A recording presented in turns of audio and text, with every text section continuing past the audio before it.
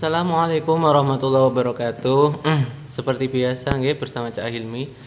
Video-video edukasi pendidikan tentang haid.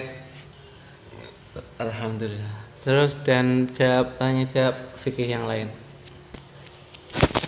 Langsung saja, nggak usah lama-lama karena kita agak sibuk ya. Saya bacakan soalnya. Ini Assalamualaikum Gus, saya mau bertanya. Seorang wanita mengeluarkan darah kuning selama 10 hari, darah merah selama 16 hari, darah kuning lagi 4 hari. Yang mana dihukumi haid dan suci Gus? Terima kasih penjelasannya. Waalaikumsalam. Wassalamualaikum ya, bukan waalaikumsalam. Jadi benar ini kalau wassalamualaikum. Jawabannya karena ini di sini nggak menyebutkan apakah dia punya adah atau tidak, atau pertama kali atau lupa adanya bagaimana. Jadi saya perinci banyak sekali. Jadi untuk pengalaman besok-besok kalau mau bertanya diperinci ya. Apa punya adah atau baru permulaan atau bagaimana nggih. Ngoten supaya saya tidak merinci terlalu banyak. Jawaban bila mubtadi'ah maka haidnya adalah sehari semalam. Dimulai sejak keluar darah pada masa mungkin keluar haid. Selain itu adalah masa suci dan wajib qada sholat. Karena mengapa saya masukkan mengapa saya tidak masukkan mumayyizah seperti penjelasan pada video-video sebelumnya atau pada kajian saya ya? Karena di sini tidak memenuhi syarat, yaitu darah kuat di sini kan yang merah dan darah yang lemahnya adalah kuning kan, seperti itu nggih. Dan darah kuat di sini melewati 15 hari. Jadi tidak masuk syarat mumayyizah. Ketika tidak masuk syarat mumayyizah maka tidak dihukumi tamyiz. Darah kuatnya tidak bisa langsung dijadikan patokan darah haid. Ya, jadi ketika mubtadi'ah maka haidnya adalah sehari semalam, dimulai sejak keluar darah pada masa mungkin keluar haid. Selain itu ada masa suci dan wajib qada sholat. 2.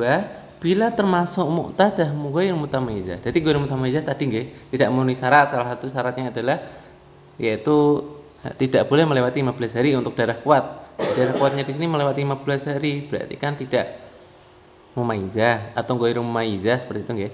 Muqtadah. Nah, ini muqtadah itu orang yang perempuan yang tahu masa suci haid dan masa suci dari sebulan sebelumnya, jadi tahu kebiasaan waktunya dan hitungannya seperti itu nggih. Maka haidnya memakai kebiasaan. Jadi misal kok tanggal 1 sampai tanggal 5 tok, berarti kan 5 hari dengan 5 kali nggih. Maka Maka haidnya memakai kebiasaan tersebut, yaitu tanggal 1 sampai tanggal 5 lagi. Cuma 5 hari. Berarti harus tahu bagi muqtadah itu, bisa dikatakan muqtadah itu harus tahu hitungan dan waktu haidnya. Bila mutahayyirah, jadi lupa hitungan atau lupa waktu kebiasaan haidnya, maka dia dihukumi seperti wanita haid dalam hukum haram. Ini karena dia nggak tahu adanya, ini jadi repot.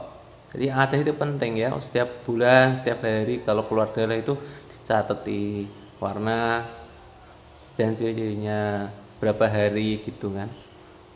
Kalau mutahayyirah maka dia seperti wanita haid dalam artian haram menyentuh, membaca, membawa Al-Quran, hubungan suami istri, masuk masjid dan lain, dan dihukumi seperti wanita suci dalam hal wajibnya menjalankan sholat, puasa dan lain-lain. Jadi repot kalau dia tergolong mutahayyirah.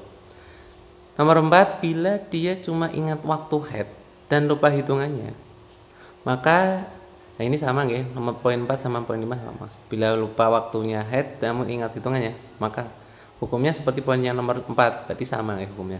Maka yang dia yakini haid adalah haid, dan yang dia yakini suci adalah masa suci. Contoh ini misal saya ingat haid saya di permulaan bulan dan tidak ingat selain itu. Jadi permulaan bulan cuma kan 1 hari tok.